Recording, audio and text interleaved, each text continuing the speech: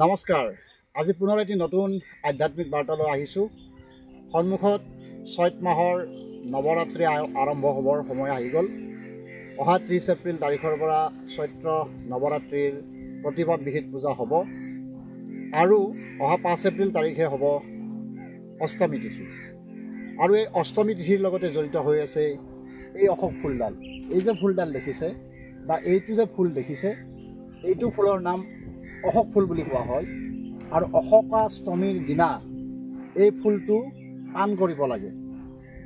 আৰু আজিৰ বিষয়বস্তু এই অশোক ফুলৰ লগত জড়িত বা অশোকাষ্টমী তিথিটোৰ লগত জড়িত বিষয়বস্তু। গতিকে আজিৰ আধ্যাত্মিক বাৰ্তাটো আৰম্ভ কৰিব ওলাইছোঁ অশোকাষ্টমীৰ তিথিটোৰ বিষয়ে অৱগত কৰিবলৈ।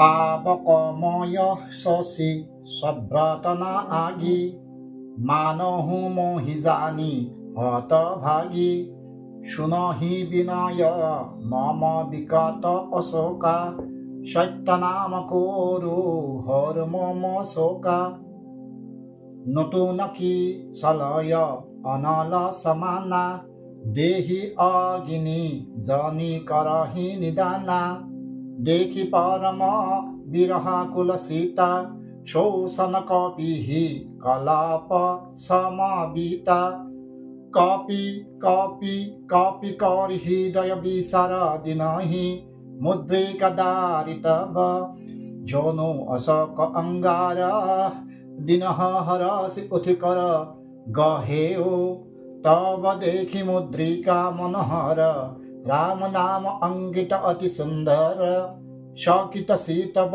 মোদরি পহিসানি হরস বিষাদ হৃদয় আকুলানি। চন্দ্ৰময় অগ্নিময় কিন্তু মোক হতভাগিনী বুলি জানিয়েই যেন জুই বৰষা নাই। হে অশোক বৃক্ষ, তুমি মোৰ কথা শুনা। তুমি মোৰ শোক হৰণ কৰি তোমাৰ অশোক নামৰ সাৰ্থকতা ৰক্ষা কৰা।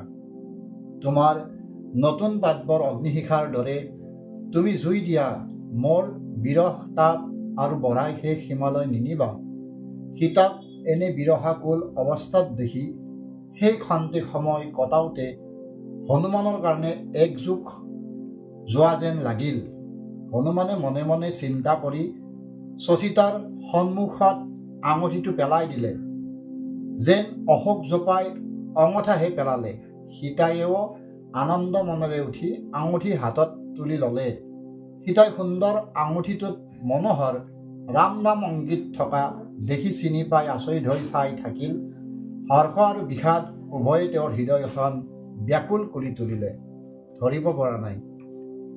এয়া মাতিছোঁ শ্ৰীমদ গোস্বামী তুলসীদাস বিৰচিত ৰামচৰিত মানসৰ সুন্দৰ কাণ্ডৰ 4টা শ্লোক। আজিৰ বিষয়বস্তু অশোক ফুল। অশোক ফুল এই জোপা গছজোপাৰ এয়া ফুল।